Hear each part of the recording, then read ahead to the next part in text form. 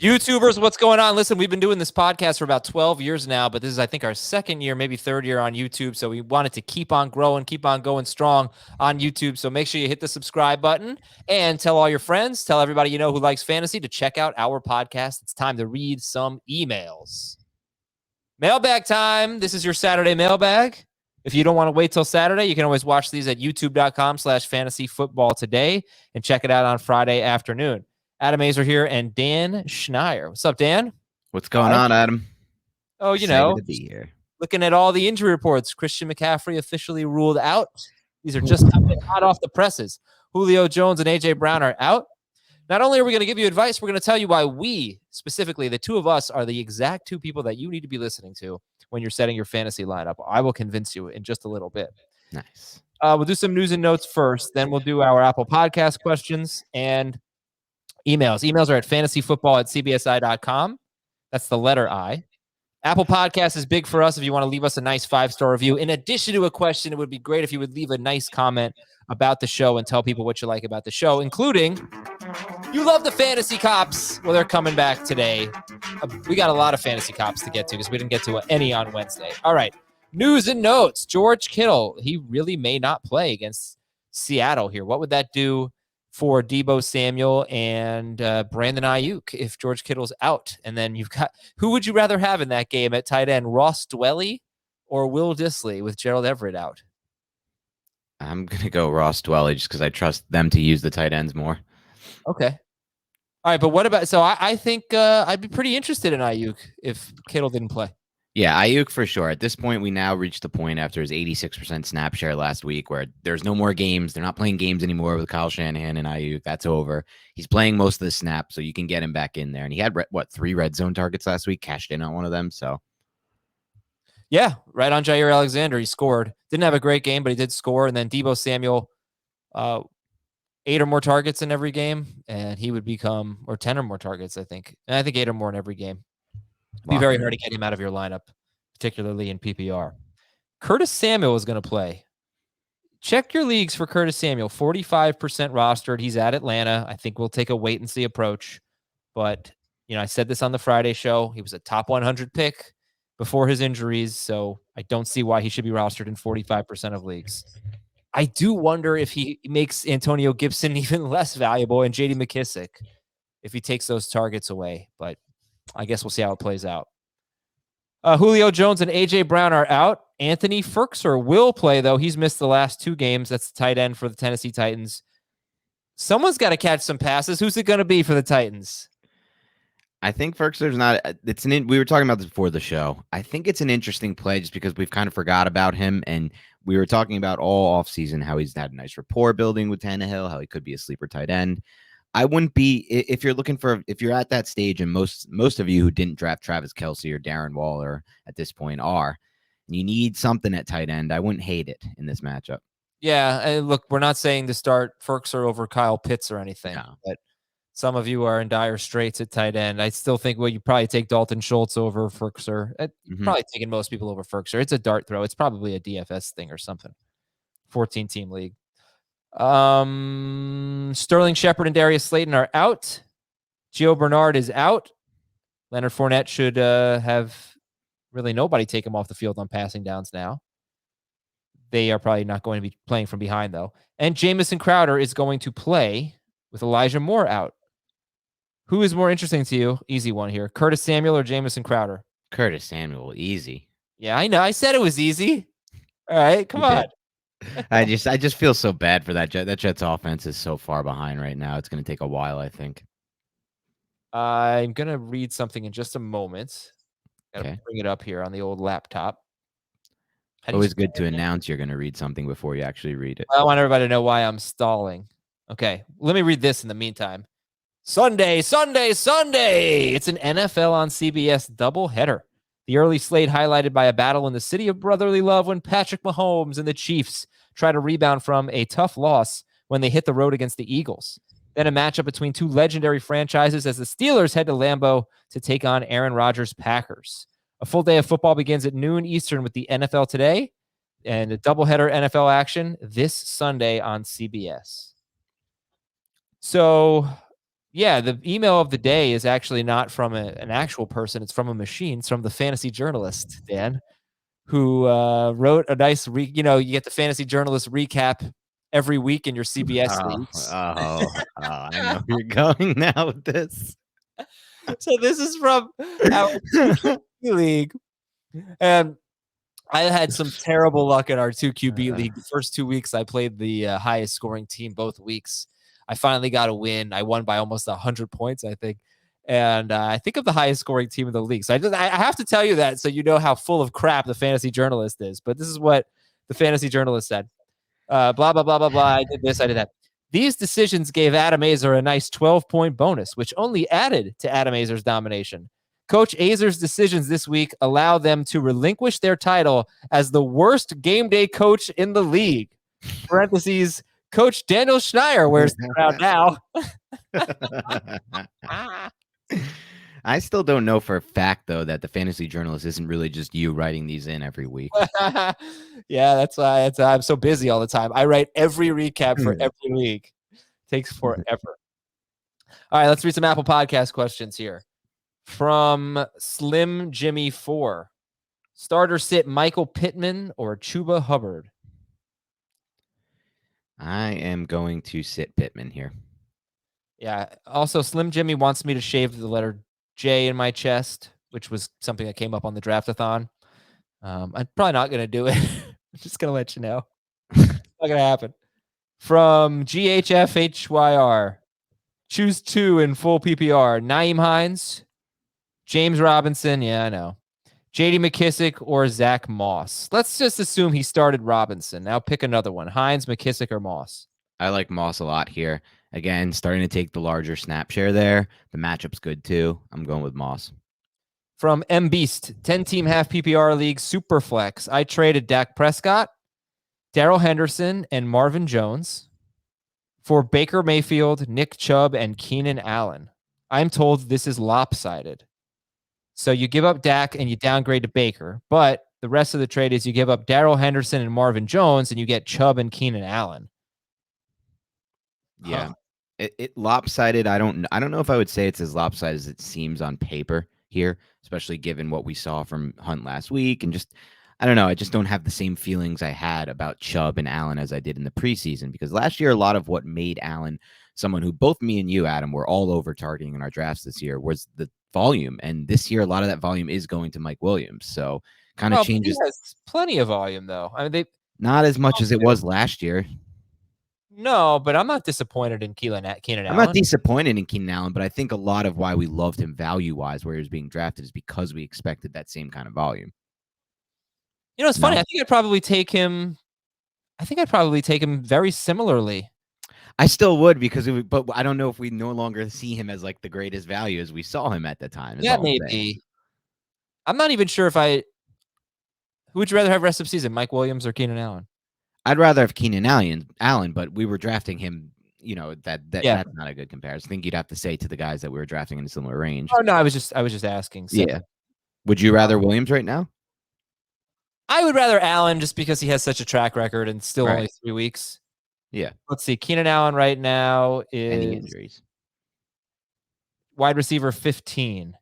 He has 33 targets in 3 games. All right, so he still has 11. Not low on that scale, but I was expecting potential like target hog the whole year, top 2, top 3. Okay. Well, I think you're being a little bit picky, but fine. Which side would you rather have? So then Dak, Henderson, and Marvin, or Baker, Chubb, and Keenan Allen? I would take the Baker, Chubb, Keenan. I don't think it's so super lopsided, though. Yeah, certainly don't veto it. From PJ Crisanti, grade the trade. Give up Gibson and Robert Woods. Get Zeke. Again, as you know, Adam, I'm typically the get the best player in the trade kind of trade guy, but if your wide receiver depth is devastatingly bad behind Woods, I don't love it, and you're selling Woods as low as you could possibly sell him. But I haven't been huge on Gibson to begin with, so I'll take the Zeke side. All right, you have to grade it. See his average. He's getting Zeke, right? That's yeah. What okay, I'm going to give him a B. Okay. Solid. From J-Mac, you guys are my favorite podcast. Oh, thank you. Best part of my, that's so nice. So J-Mac is from the best city in Missouri, which is the barbecue capital. Oh man, I've never been to Missouri. Memphis? No, that's not Missouri. Whew. Glad I No, didn't say that. I'm glad Memphis. I didn't say that, and you Memphis didn't has even great hear it. barbecue You didn't too. hear it, and you didn't hear it. St. Louis? Is that Yeah, St. Louis is in Missouri. so? St. Louis, right? I guess I've St. been Louis to. barbecue. Yeah, I've been there. I don't know if it's a barbecue capital of the world. I was just in Austin, Texas, and that was unbelievable barbecue. I would call that the barbecue capital of the Everybody world. claims barbecue capital of the world. Like There's some claims, but I think Austin probably has the best claim. I don't think I had barbecue in Missouri. Anyway, here's the question: pick one in PPR. One of them is Marvin Jones, so I'm going to eliminate him. Tim Patrick, Henry Ruggs, Hunter Renfrow, Cole Beasley, or Emmanuel Sanders. PPR: Tim Patrick, Henry Ruggs, Renfrow, Beasley, Sanders. I'm going to go with someone who I don't think you would go with, Adam. I don't think this would be the most popular pick, but I'm going to go with Emmanuel Sanders. I really like what I saw last week. It's not just last week. He's had the air yards all season. Finally, it came to fruition last week. I want a piece of that offense. I know Beasley might seem like the safer play there, but I think Sanders is going to be a good player for the rest of the season.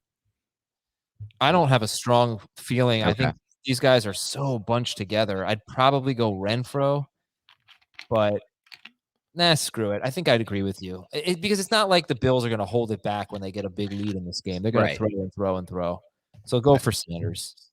Bleed Green, 1991 is 3-0, but he wants an upgrade on Myles Gaskin. Should I trade Travis Kelce for Darren Waller and Darrell Henderson? Kelce for Waller and Henderson. No. You can't trade Kelce. I've had a lot of people come to me this week asking about Kelce trades. For some reason, there's a lot of people thinking about trading Kelce. No, you have Kelce. You did a great job. He probably should have been drafted earlier than even we said, and we were pretty bullish on him. I think CBS as a whole, there's a lot of us taking him in the top 6 even in some leagues. So look at that. I mean, he's the weekly cheat code at the tight end position, and tight end is just as bad as it's always been. Why not take the advantage every week? Waller doesn't look to be on that level right now. Yeah. Oh, yeah. And I don't know how much. I look, Henderson, you'd have to take over Gaskin right now, but in PPR, Gaskin has 12 catches. He's got 4 catches per game. I don't know what format this is. Henderson does scare me a little bit. I think there's a chance Sony Michel, it's just kind of splits with him, and then you have a really bad situation. Henderson is the most injury-prone player. Yes. He's already injured. Already hurt. Couldn't even get through 2 full games. So, or did he get hurt in week? Yeah, he got hurt in week 2. Yeah. So that's just, you can't do that trade. From Mid-East Beast, who performs better rest of season, Myles Gaskin or Cordarrelle Patterson, half PPR? It's funny that we're answering this question and that I actually have to consider it, and I really am. I'm going to go, and I don't know if you'll like this, Adam. I'm going to go with Cordarrelle Patterson. Maybe it's because I just watched so much of that Giants-Falcons game, watching it on film for my other podcast and just going back over that. But Cordarrelle Patterson looks good. He breaks tackles, he creates yards after contact, and he creates forced tackles missed tackles in space. It may not seem like he should be a good asset as a running back, but they figured out a role for him and it's working, and they're using him a lot. So I'm going with Patterson. I probably poo-pooed. I'll just keep saying poo-poo. Patterson earlier this season, but when I thought about it, looking back, there have been some times where he has been the lead running back, a few games here and there throughout his career, and he really, as I remember, wasn't that bad. He might not. He's such a good athlete. Obviously, he's one of the best returners ever. Mm-hmm. He might not be that bad. If you had asked me this question preseason, that if you told me in week 4 we were going to be asking Gaskin or Patterson, I would have said, "Oh gosh, Mike Davis is out for the year." Right. Right. This is just another question. example, though, of why you got to avoid that dead zone for running backs. You can't be using that 4th, 5th round capital on guys like Gaskin, because you're asking yourself this question every year versus guys like all these receiver breakouts you could have been taking swings on. I don't fully agree with you. Okay. If you said round 4, because you have to have some running backs, right? But when you can get Cordarrelle Patterson types here, I mean, like, that's a fluke. Is it a fluke? Every year we have these examples. Yeah, sure, but we also have like Brandon Cooks. Brandon Cooks was being drafted. Yeah, but he wasn't being drafted where Gaskin. Like, you could have gone a running back in rounds. But the more swings you take on these receivers, the better chance you have to hit on the breakouts and fill out your flex spots with them. But isn't that the same for running backs? Who in that dead zone running in that 4th, 5th round running back range are we looking at now? Like, oh, that was a breakout we should have taken earlier. And how many of those are there every year I thought versus about the that. Mike Davis and the Myles Gaskins? Well, when DeAndre Swift, Yeah, but he wasn't. Yeah, but that's only because of the preseason injury. But yes, no, you're not really getting greatness there. I mean, you're getting Chase Edmonds is reliable. Darrell Henderson's been reliable when he's been healthy. which is not often. Those 2 games. Gaskin, Davis. Yeah, no, they haven't. They really have not been very good. But neither have the running backs like Mostert and Sermon have been busts. Because that would be the argument. It's like, well, I'm not going to take a dead zone running back. I'm just going to wait on this guy. James White was really good. That was a good pick, but And you I don't could know. get him really late. Ronald Jones and Leonard Fournette haven't really been good enough. In other words, you have to have some running backs. But yes and no, because like if you're putting the Gaskin Davis types in that spot, in that starting spot, and you're not getting that many points, you can find someone who has a role somewhere, a McKissick type, for example, and put him in, and you're not losing that many points weekly versus the upside of hitting on that receiver. I understand you have to have some receivers in that range, but not every single one of your quote unquote dead zone picks has to be a receiver. Some of them could be running backs. I guess. Maybe like Damian Harris gave you some production. I won't be doing it, but I don't see the value of these backs at all personally. But I mean, maybe you get lucky and you hit the one breakout. But we don't even have one example yet. Like, I'll give you an example of. I like to have running back depth, and so last week did I get lucky? Yes, but I had to start Javonte Williams in 3 leagues last week, and thankfully he scored. And it made a difference. If he didn't score a touchdown, I would have lost one of the games that I won. I didn't want to start Javonte Williams, but I already am dealing with so many running back injuries. I had a lot of James White on my teams. Now that obviously White got hurt in the first quarter, but I was dealing. I forget, like Josh Jacobs was out. I had to start him. Javonte Williams.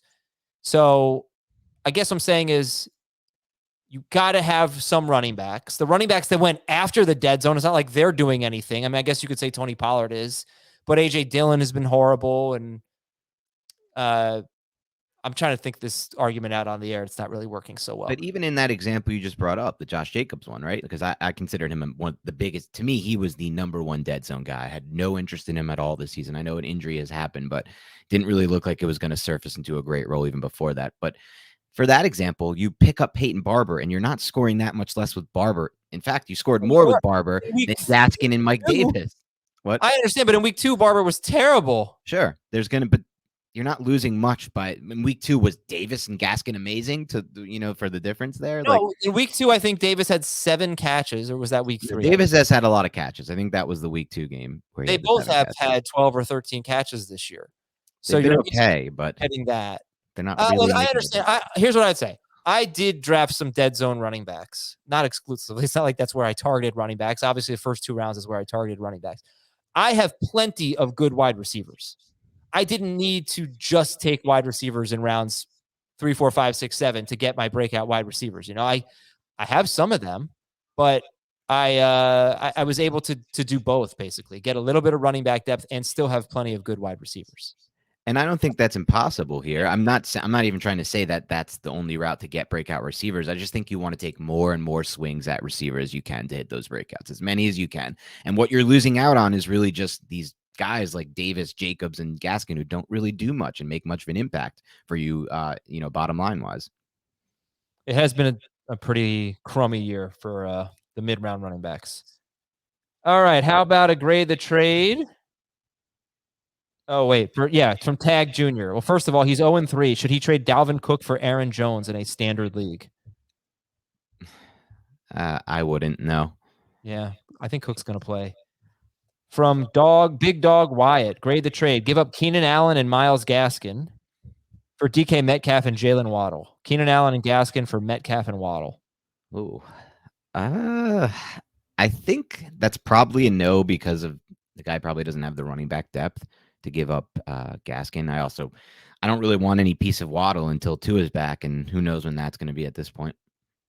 From Patrick, I have a trade offer I've been going back and forth on. I was offered Tom Brady, Rob Gronkowski, and Joe Mixon.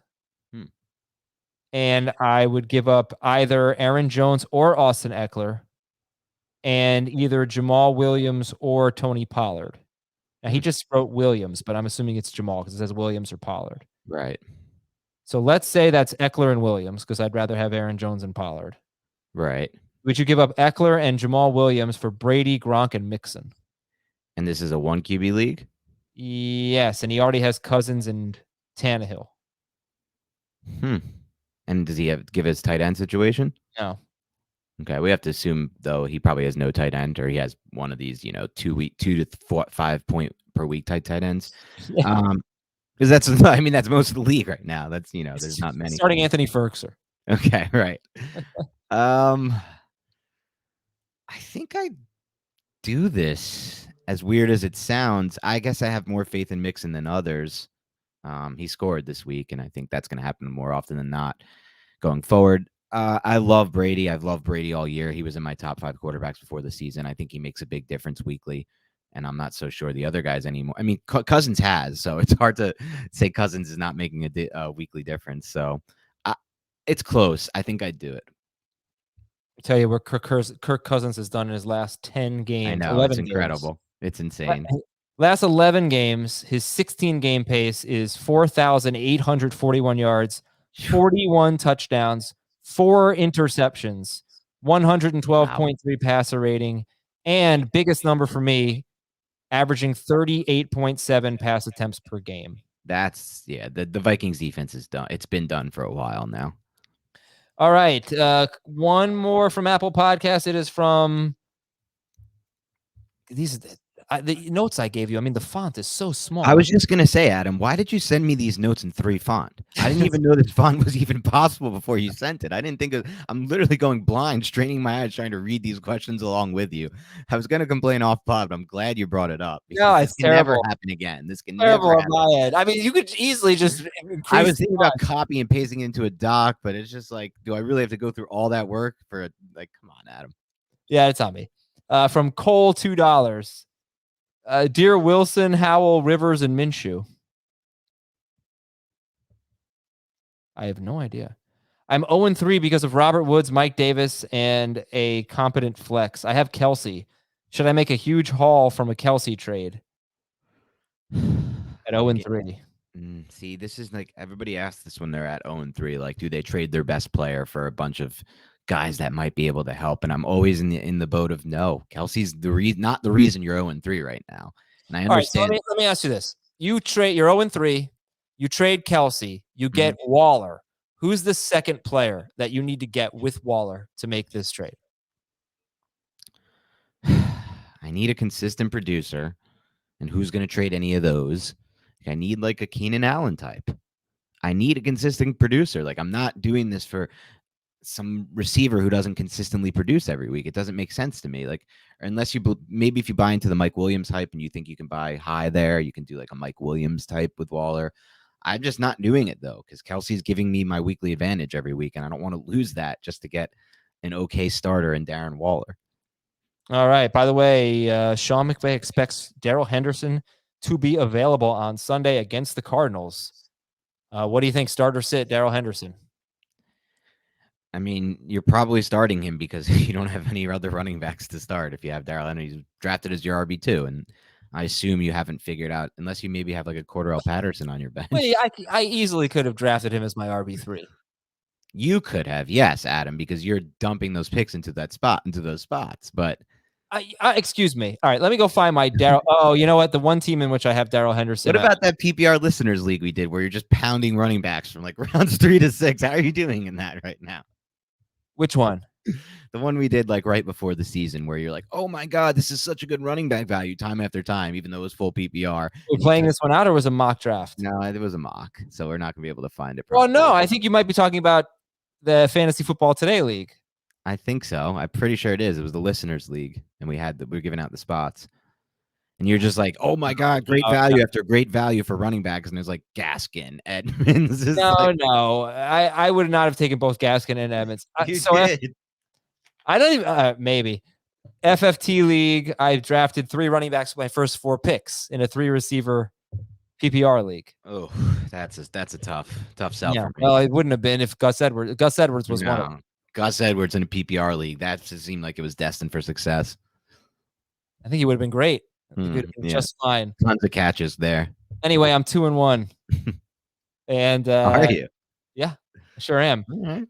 And I'll be 2-2 after this week. I'll tell you that much. But I have my starting wide receivers would be Robert Woods, Brandon Cooks, and T. Higgins. Higgins is out. I understand that would be. That's why I'm going to be, because I have to start Sammy Watkins this week and Brian Edwards. And no one's ever had an injury at the receiver position before. I had James White and I had Gus Edwards. I lost that, but I have Saquon Barkley and Derrick Henry. And I have Let me see. This team, I think I proved that this could work. Okay. Shove it. All right, we're going to take a break. When we come back, the Fantasy Cops are here to settle your league disputes. I just want to see how I'm doing in total points here. Just shut up, Dan. Well, this is what we're talking about. I already lost 2 running backs for the year. This is why you're already starting Sammy Watkins in one of your receiver spots. I have a lot of injuries, I have to say. 1 receiver injury. Yeah, but 3 injuries overall. That hurts my flex. Yeah, but again, I'm 5th in points. Yeah, this team is a clear-cut 5 to 7 range type team. You're not even in this league. You don't even get to be in this league. Why am I listening to you? We'll be right back on Fantasy Football Today. All right, everybody, welcome back. Fantasy Cops are here. Send in your emails, fantasyfootball@cbsi.com. Please, you have to put Fantasy Cops in the subject line. Here's the Fantasy Cops question from... Oh, come on. Really? I didn't put a name on this? All right, whatever. Fantasy Cops, please help our league. I probably put a name. It's in 1.55. Yeah, exactly. Please help us. Our league is going into anarchy if you don't settle this. We had a trade that was accepted between 2 managers that was Kelce for Curtis Samuel, Robert Tonyan, and Kareem Hunt. Stupid trade, I know, but besides the point. There is a 3-day veto period where the league mates can vote to veto the trade. During this time, the manager trading away Kelce added another player. So the trade was not vetoed, but it got canceled because his team would have had too many players. So the platform canceled the trade. After the 3-day period, the trade did not go through. And then the player then decided he didn't want to do the trade anyway. Half of the league says it should have gone through right away and the trade should be pushed through and he can't cancel a trade 3 days later. The other half says you can't change rules mid-season and we should keep the 3-day period and basically what's done is done. What should be done here? Great question. So he makes a trade and then he adds another player during the 3-day veto window. So what happened then? That forced the trade to be canceled because the platform canceled the trade because there was an illegal roster. Anyway, then somebody gets buyer's remorse, decides, no, I don't want to do the trade. And half the league is up in arms and half the league says it's fine. So what would you do? This one really puts me to the test because, as you know, I'm team no veto, but this is just disgustingly bad. So the first thing I would do is if you guys are taking this league seriously, you have to seriously have a conversation with the guy who traded Kelce in this spot and be like, you really want to be in this league next year? Are you taking this seriously enough? Because this is, it's an unacceptable trade to accept at any point. It's unacceptable, Adam. It really is. It's truly unacceptable. Let me read the trade again. Read it again. People who have forgotten. Give up Travis Kelce, get Curtis Samuel, Robert Tonyan, and Kareem Hunt. Now, you, by the way, are giving him crap for giving up Kelce for a top 30 wide receiver last year, a top 5 tight end last year. Defending that side of the trade, Adam, on air? Do you really want to be tied to this for the rest of time? No, you want me to bring this back up that you defended this trade and played devil's advocate on this trade? Kareem Hunt was top 12, Robert Tonyan was top 5, and Curtis Samuel was top. Oh, you are? Are you going deeper on this? It's not real. It's not real. Okay, I hope not. You can't. This is a bad trade. I don't think it's a vetoable trade. It is if you're allowing vetoes in your league, in my mind. It's definitely vetoable if you're a league that does vetoes. I just don't think leagues should do vetoes. But the point of the trade is that somebody got cold feet. Right. That's the 3. Yeah, you shouldn't allow that. but also at the same time, there's the whole debate of the rules changing in season. And I've had this issue plenty of times in the 2 leagues that I'm commissioner in. And it's like, there are some people who just no matter what will be like, the rules were the rules. Doesn't matter if it's a stupid rule. We're sticking with it. That's what we had. And that's, that's the fact of the matter. And so in this spot, I think that's going to probably win over here. And the rules are, if you add someone in that period, it cancels the trade, I guess. Well, I think the issue is you can't change the rules, and we should keep the 3-day period, and basically what's done is done. I don't know. This is the way I see it. The two of them have agreed to the trade. One of the managers added a player, so it didn't get vetoed. I think that trade with the added player should go through. Personally, I think that should be accepted, but that's fair. I don't know that we were super helpful here. I think all trades should be accepted, so there you go. Okay, here's one from Matt in Austin, the barbecue capital of the world, from what I understand. 10-team, $100 Fab Keeper PPR with a group of guys that have been together for about 5 or 6 years. Very important note. In this league, Fab dollars equal real dollars that go into the payout pool at the end of the year. This week, with Chuba Hubbard being the top waiver priority, I put in a bid of $7. I am 3-0, but I could really use some running back help. Turned out $7 was the second highest bid for Hubbard. Remember, Fab dollars are real dollars. The 0-3 McCaffrey manager who plays in multiple leagues forgot that Fab dollars equal real dollars in this league. He put in a bid for Hubbard for $53, higher than the actual entry fee to the league. This immediately got our commissioner's attention, and he reached out to the manager to address what we all agree was an honest mistake. He came up with a solution with that manager and then put it out for a league vote. His solution was that the manager is either allowed to retract his $53 bid and then either let the second highest bidder take Hubbard, which would be me, or have the option to still retain Hubbard for the rate equal to second place plus a $4 penalty for a total of $11 of his Fab. No. That manager chose the latter. The league voted, and naturally, I was the one dissenter amongst the league. It doesn't have to be a unanimous vote, so the commissioner's ruling gets put into effect. The offending manager gets Hubbard for $11. He just thinks basically that the manager should be able to revoke the $53, but that he should have gotten Hubbard at $7 instead of this weird. You can have him at 7 plus 4 if you want. Yeah, he's What's right. weird is that he is the only one who voted against the $4 rule. The rest of the league is just cool with this 7 plus 4 random thing, this random $4 penalty. No, I am totally in agreement with Matt here. Matt, you should have asked your commissioner where you came up with the $4 for the penalty. Is there some kind of math behind this? Did he really grind an Excel sheet and come up with, all right, he owes $4 more? I don't get it, man. But I think Matt got screwed here, and I think he should have Chuba Hubbard at $7. Yes, that's correct. All right, we agree. Excellent. Okay, this one is from Steve in the middle of Canada. Hey, Gordy, Wayne, Mario, and Connor. Hockey players. Connor. McDavid, the best player in hockey right now. Yeah, I don't know who he is. I know so little about hockey. I hope that's right.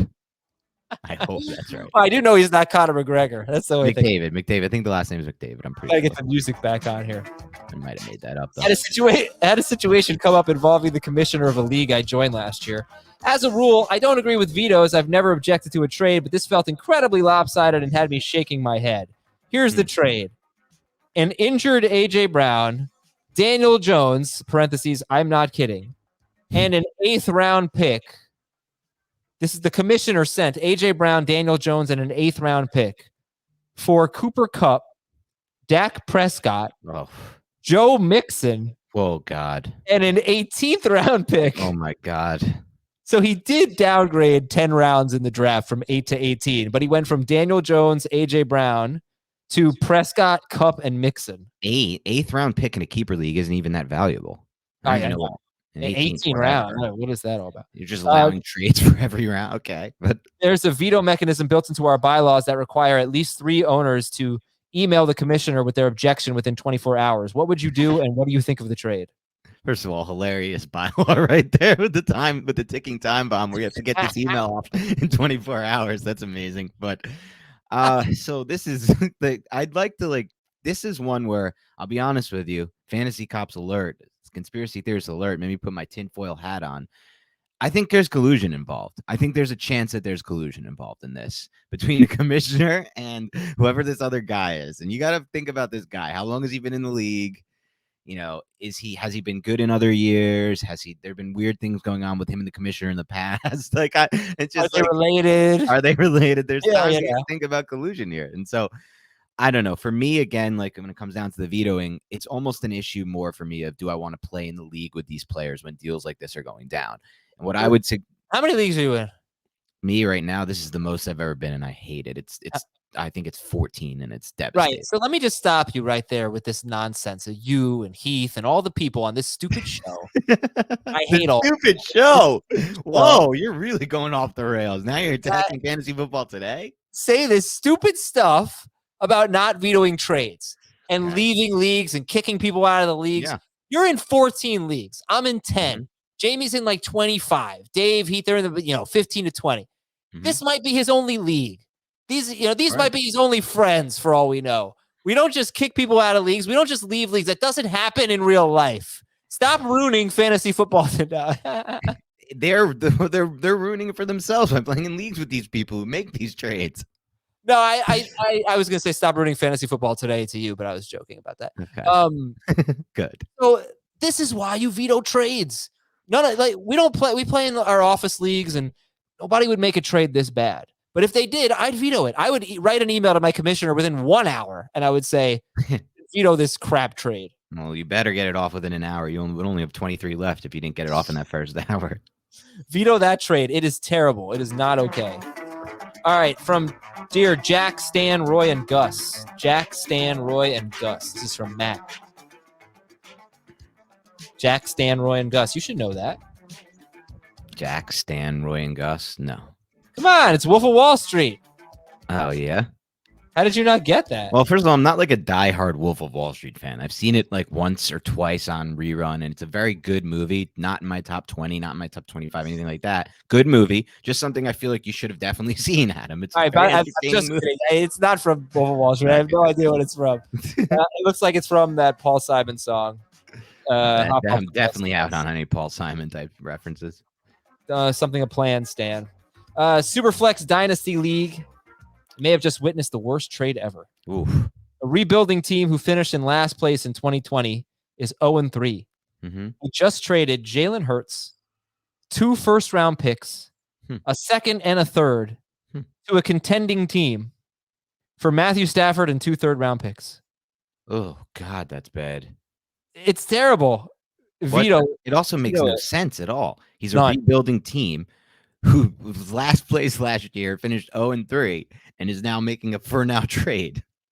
He gave up 2 first-round picks, a second and a third, and Jalen Hurts. This is collusion. Is this collusion? Is this the clear-cut case of collusion? Because I think what's happening here is this guy's making this trade and then quitting the league because it's Dynasty, and you have to watch out for that in Dynasty leagues. You really do.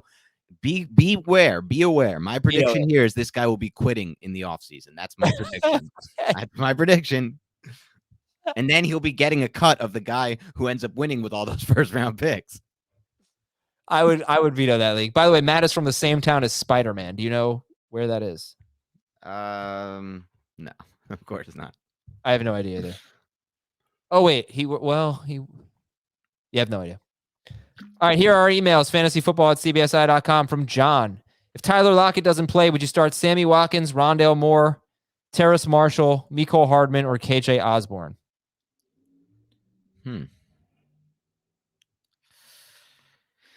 Watkins, Rondale Moore, Terrace Marshall, Hardman, Osborne. I'm going to take the flyer on Rondale Moore because I really like the matchup. I think it's low-key right now, but that could turn into a shootout pretty fast in that game. And it's not. I don't feel confident about this. Adam, I'm going to defer to you. Who do you got? I would take either Rondale Moore or Sammy Watkins. Moore has a lot more upside. Yeah. Yeah. Just take a swing. Yeah. Time is the Baltimore game. I wonder. Hear me out. Go ahead. Tell me if you know what time it is. I don't have it.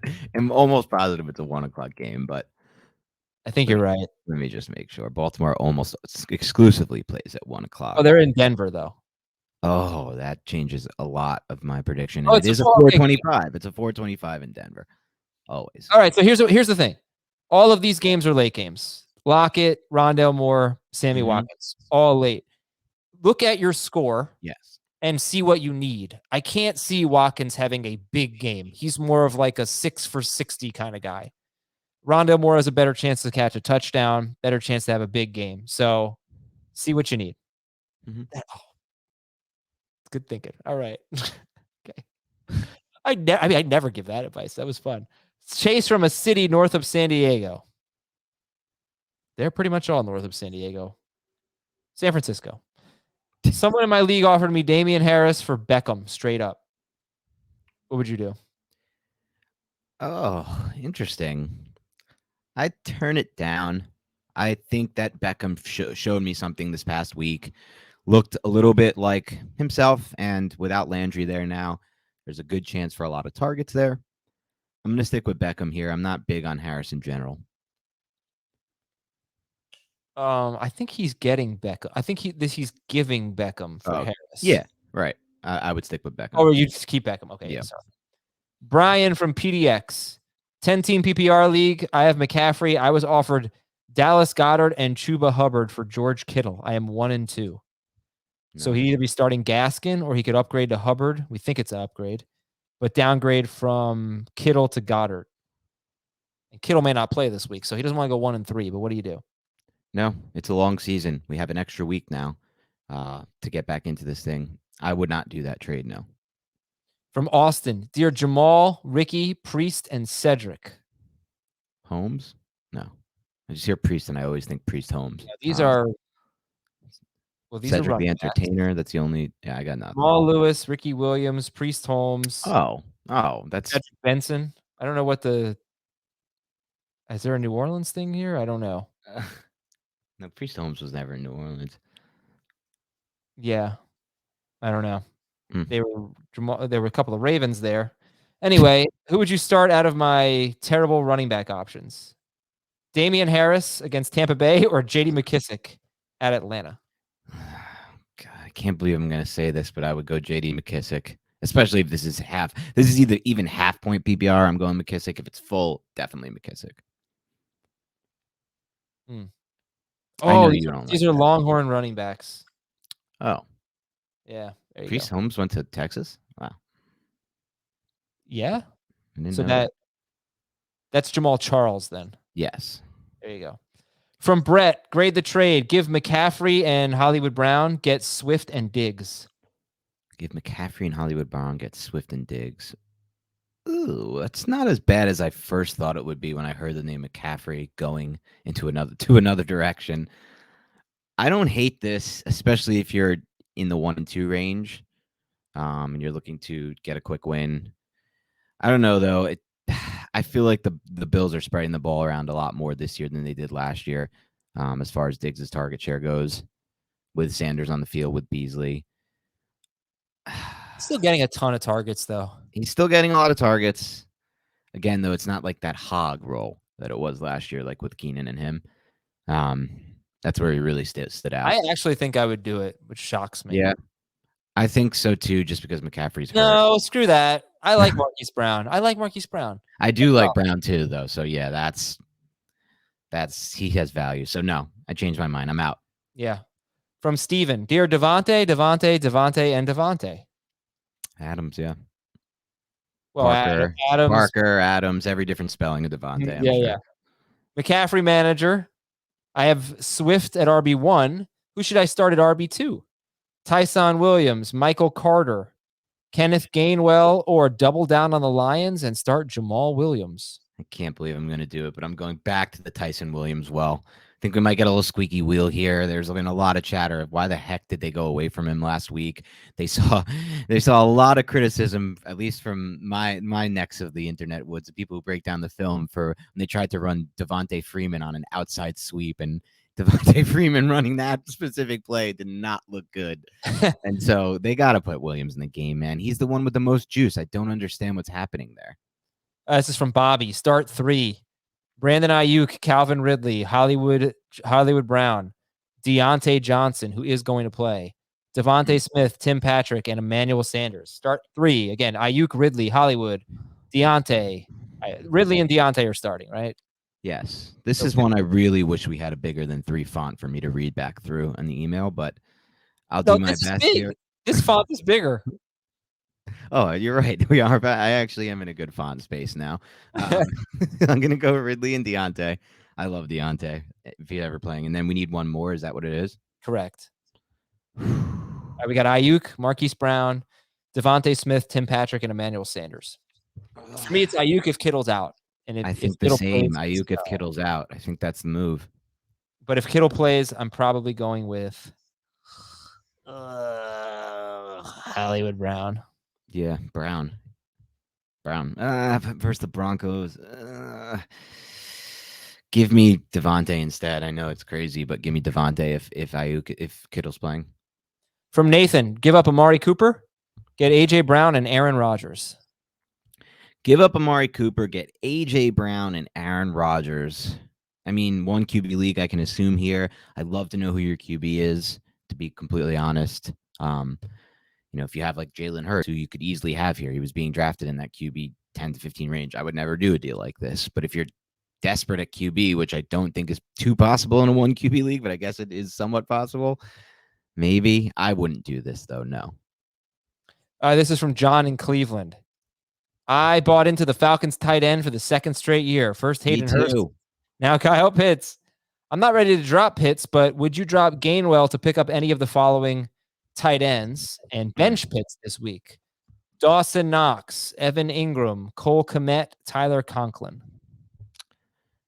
No, I wouldn't specifically. I don't see any of those 4 tight ends giving you any kind of weekly consistency. Knox will score some touchdowns on an offense that good sometimes. Ingram is done with the Jason Garrett offense. There's no ceiling there whatsoever. Cole Kmet in a dead offense, no. Conklin, no. So no. From Austin, subject is Christian Kirk. I haven't heard much talk about him. I'm curious why we don't buy it. Am I crazy to think he is a low wide receiver 2, high wide receiver 3 this week?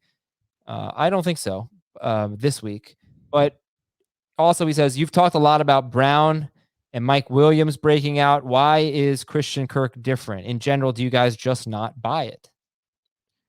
I don't think it's that we don't buy it. I think this is a good point that he's making. Like, when a guy takes this long to break out, we refer to them sometimes in the offseason as post-hype sleepers, guys that you can get at value because recency bias, combination of that, and just too many people being burned by them, they're just not interested at all. And it's possible. Christian Kirk was a good prospect, and sometimes it takes a little while for these guys to make the jump at the second level. But the reason I don't buy into it long term is there's just too many mouths to feed there. It's not really that long. I mean, this is his third year, right? So it's not a third-year breakout. It's not like a Mike Williams breakout. It's not like a Devontae Parker breakout or a Corey Davis breakout. So it's within the realm of possibilities. Here's the thing. Here are the targets. There are 5 players with 15 to 18 targets. Yeah. So the fact that Christian Kirk has like almost 60 more yards than any other Cardinals wide receiver or player for that matter, it just doesn't really make sense. I don't know why he'd be that much better than everyone else. And if the targets are going to be that even, it's going to be hard for anyone to really stand out. I mean, Hopkins is obviously the best, but Hopkins needs to start getting more targets. Just Christian Kirk has stood out through 3 games. Who's going to stand out for the next 3 games? I think that's kind of how we feel. If I could sum up the podcast thoughts, but I do think he's going to be, worth using. And he actually was playing pretty well last year before his injury. He was more of like a big play touchdown or bust kind of guy, but he was doing some stuff. All right, a couple more here from Adam. I was offered Mike Williams for my Antonio Gibson. My running backs are Aaron Jones, Gibson, Moss, and Eli Mitchell. My receivers are Allen Robinson, Robert Woods, Antonio Brown, Hunter Renfrow, Tim Patrick, and Jerry Jeudy. So if he gives up Gibson, that means he's starting Moss or Eli Mitchell. But he would get Mike Williams. What would you do? It's 1 and 2 and it's PPR. I would not do this trade. No, I don't think you're in a position to be trading Gibson at this time, given your depth. He did say he was thinking of counter offering to include Cordarrelle Patterson with Mike Williams. Makes it a little better, but I don't love the idea of buying high on Mike Williams. There's been 0 cases of him playing a full season. Okay. And from Sam, who should I start this weekend? Miles Sanders or Allen Robinson? Oh my God. I feel so bad for everyone who has Allen Robinson right now. They drafted him so high. This is just, that offense is so bad though. They have one of the worst offensive lines. Nagy's having problems getting good play calling in there. I'm going Sanders. I don't know how I'm gotten to this point, but I'm going Sanders. Oh boy, 2 carries last week, so maybe I know that's not much better either, but it's a squeaky wheel thing. There's been talk there. He got destroyed this week, Sirianni, for that. As well, he should. Squeaky. This is my squeaky wheel sound. You had that load? Did you load that up on the spot, or you had that? No, it came with the mixer. Okay. Okay. Thanks to Dan Schneier and to all of you I'll just keep it going. All of you for watching and listening. Much appreciated. Have a great weekend, everybody. Good luck to you in Fantasy Week 4. And we'll talk to you on, oh God, this is so annoying. We'll talk to you on Sunday night with that. Well, actually, we'll talk to you Sunday morning with FFT and 5. You know what? We're going to play off. We're going to play it off with the Fantasy Cops. All right. Take it easy, everybody. Have a great weekend.